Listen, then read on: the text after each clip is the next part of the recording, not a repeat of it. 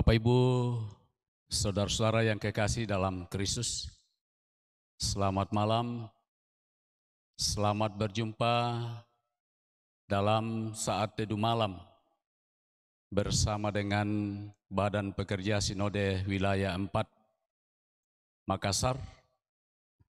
Dan pada saat ini mimbar pelayanan saat teduh akan dilayani oleh Pendeta Jemaata Bunturanu. Karena itu selamat berjumpa, selamat menikmati kebersamaan melalui kebenaran firman Tuhan. Semoga kita sekalian di rumah dalam suasana sehat, walafiat oleh karena penyertaan Tuhan. Karena itu sebelum kita mendengarkan firman Tuhan, mari kita berdoa. Malam ini kami bersyukur bisa diperjumpakan dalam menikmati hadirat Tuhan melalui ibadah saat teduh malam. Kami mohon tuntunan Roh Kudus-Mu, memberi hikmat, memberi kuasa dan pengetahuan untuk memperlengkapi kami, baik jemaat-Mu yang mendengarkan firman Tuhan, bahkan hamba-Mu yang Engkau utus untuk menyampaikan dan mengurai kebenaran firman-Mu. Karena itu Tuhan, bersabdalah melalui hamba-Mu ini, sehingga kebenaran firman-Mu dapat diberitakan dengan kuasa dan hikmat Roh Kudus. Di dalam Yesus Kristus kami datang berdoa. Amin.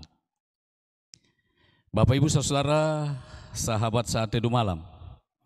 Adapun pembacaan firman Tuhan malam ini dari Injil Markus pasal 8 mulai ayat 27 sampai dengan ayatnya yang ke-38. Demikian Injil Yesus Kristus, pengakuan Petrus. Kemudian Yesus beserta murid-muridnya berangkat ke kampung-kampung di sekitar Kaisarea Filipi. Di tengah jalan ia bertanya kepada murid-muridnya, katanya, kata orang, siapakah aku ini? Jawab mereka, ada yang mengatakan Yohanes Pembaptis, ada juga yang mengatakan Elia, ada pula yang mengatakan seorang dari para nabi. Ia bertanya kepada mereka, tetapi apa katamu? Siapakah aku ini? Maka jawab Petrus, engkau adalah Mesias. Lalu Yesus melarang mereka dengan keras supaya jangan memberitahukan kepada siapapun tentang Dia. Kemudian mulailah Yesus mengajarkan kepada mereka bahwa Anak Manusia harus menanggung banyak penderitaan dan ditolak oleh tua-tua, imam-imam kepala dan ahli-ahli Taurat, lalu dibunuh dan bangkit sesudah 3 hari. Hal ini dikatakannya dengan terus terang, tetapi Petrus menarik Yesus ke samping dan menegur dia. Maka berpalinglah Yesus dan sambil memandang murid-muridnya ia memarahi Petrus, katanya, "Enyala iblis, sebab engkau bukan memikirkan apa yang dipikirkan Allah, melainkan apa yang dipikirkan manusia." Lalu Yesus memanggil orang banyak dan murid-muridnya dan berkata kepada mereka, setiap orang yang mau mengikut aku, ia harus menyangkal dirinya, memikul salibnya dan mengikut aku. Karena siapa yang mau menyelamatkan nyawanya, ia akan kehilangan nyawanya. Tetapi barang siapa kehilangan nyawanya karena aku dan karena Injil, ia akan menyelamatkannya. Apa gunanya seorang memperoleh seluruh dunia, tetapi ia kehilangan nyawanya? Karena apakah yang dapat diberikannya sebagai ganti nyawanya? Sebab barang siapa malu karena aku dan karena perkataanku di tengah-tengah angkatan yang tidak setia dan berdosa ini, Anak Manusia pun akan malu karena orang itu, apabila ia datang kelak dalam kemuliaan Bapanya, diiringi malaikat-malaikat kudus. Demikianlah pembacaan firman Tuhan. Berbahagialah kita yang boleh mendengarkan, menghayati dan merenungkan firman Tuhan ini. Amin. Sahabat Santa, saat teduh malam yang dikasihi Tuhan. Dari seluruh pembacaan kita ini, tema yang akan menjadi perenungan kita, menjadi murid Yesus yang taat dan setia.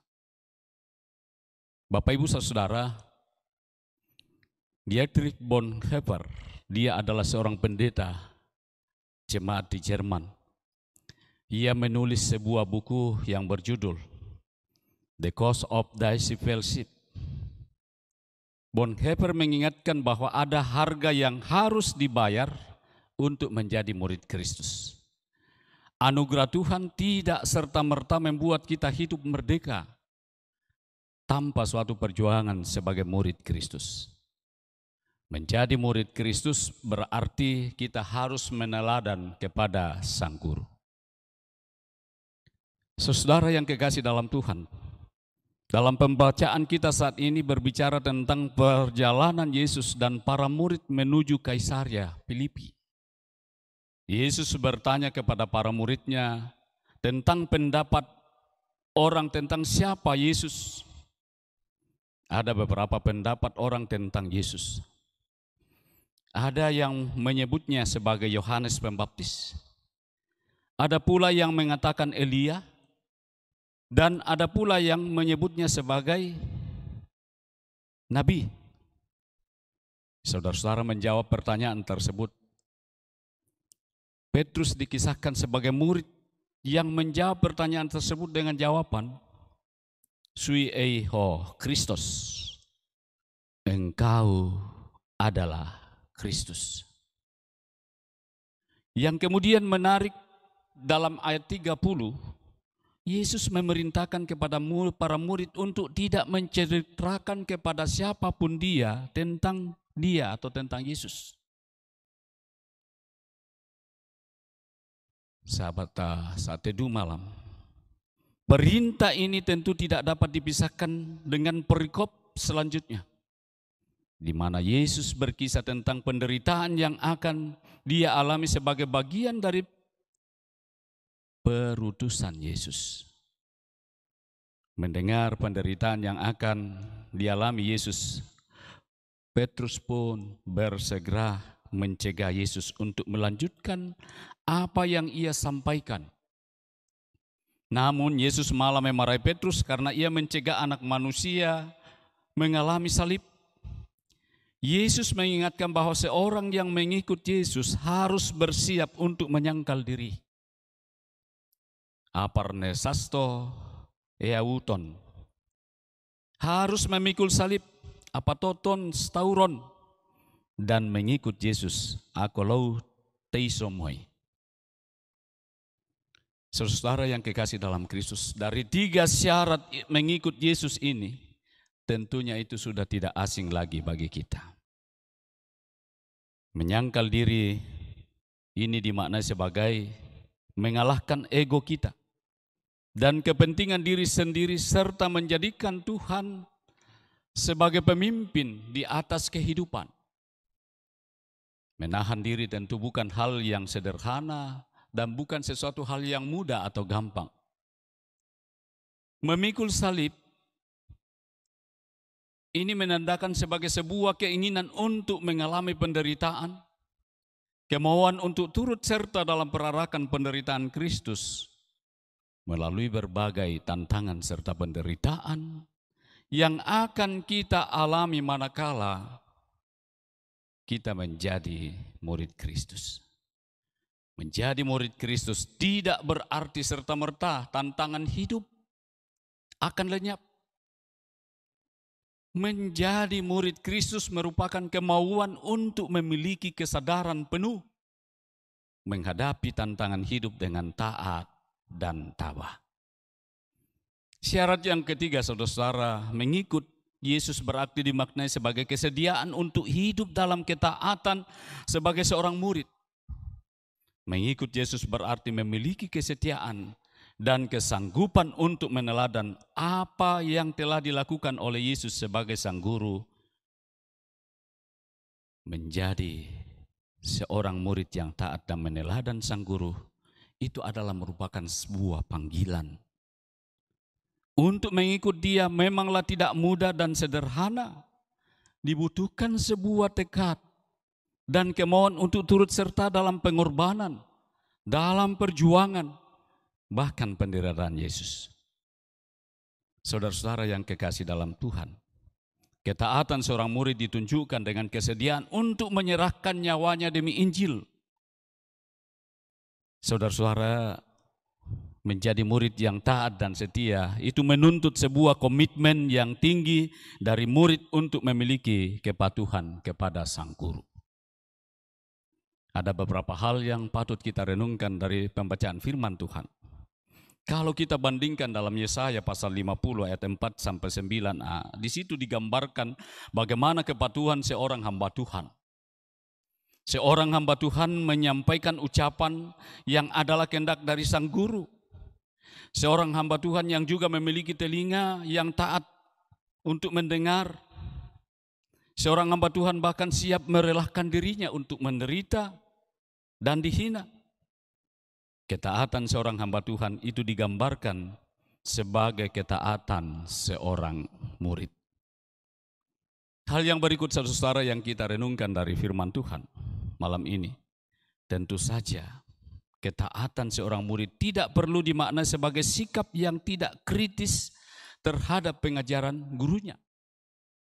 Melainkan ketaatan seorang murid yang dimaksudkan adalah sebuah sikap patut ditunjukkan kepada perintah sang guru dan meneladani apa yang telah ditampilkan oleh sang guru. Saudara-saudara yang kekasih dalam Kristus, menjadi pengikut Kristus berarti bersiap untuk menjadi muridnya. Dan menjadi murid Kristus artinya siap untuk menyangkal diri, siap untuk memikul salib dan mengikut dia. Kata menyangkal diri itu berasal dari kata aparnasto euton. Hal yang berikut kalau kita kaitkan pembacaan kita khususnya sepanjang minggu ini. Yakobus mencontohkan dalam Yakobus pasal 3 ayat 1 sampai 12. Ini berbicara bagaimana mengendalikan perkataan atau lidah. Untuk mengendalikan lidah yang kecil saja bukan perkara yang mudah dilakukan. Lidah digambarkan seperti halnya kemudi sebuah kapal yang hanya berukuran kecil, namun membawa dampak yang sangat besar.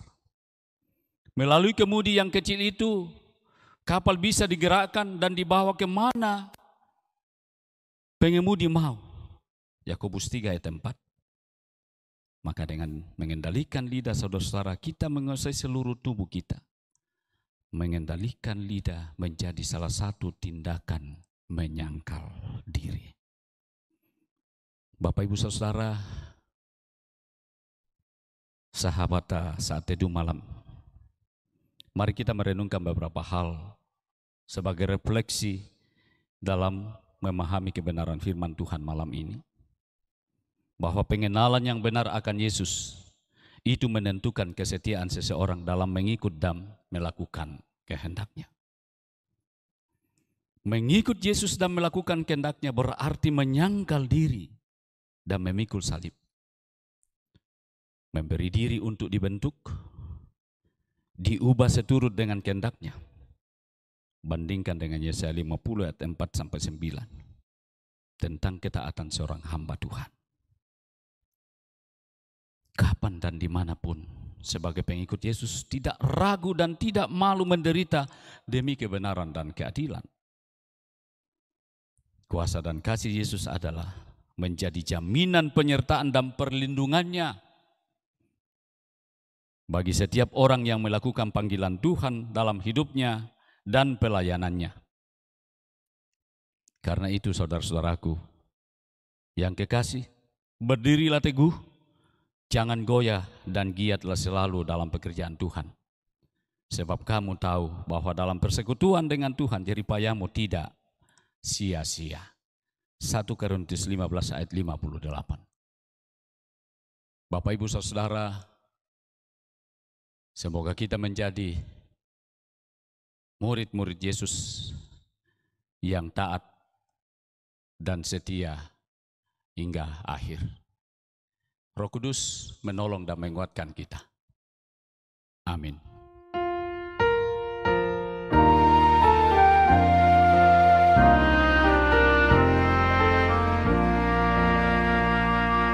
Hidup kita yang benar haruslah mengucap syukur, dalam Kristus bergemar, janganlah terkebun. Dalam susah pun senang, dalam segala hal aku bermazmur dan ucap syukur, itu kehendaknya.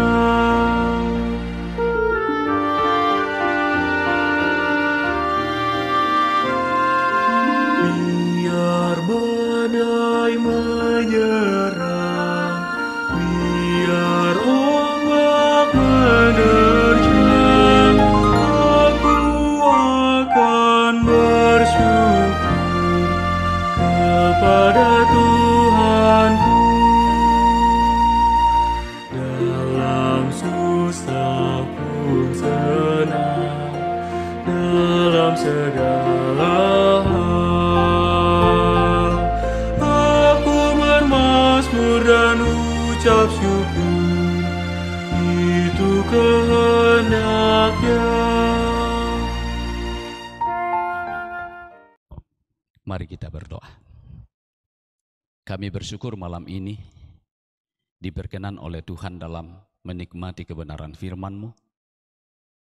Biarlah kami menjadi murid-murid Yesus yang taat dan setia hingga akhir. Biarlah kami menjadi murid-murid Yesus yang mampu mengendalikan lidah atau perkataan kami.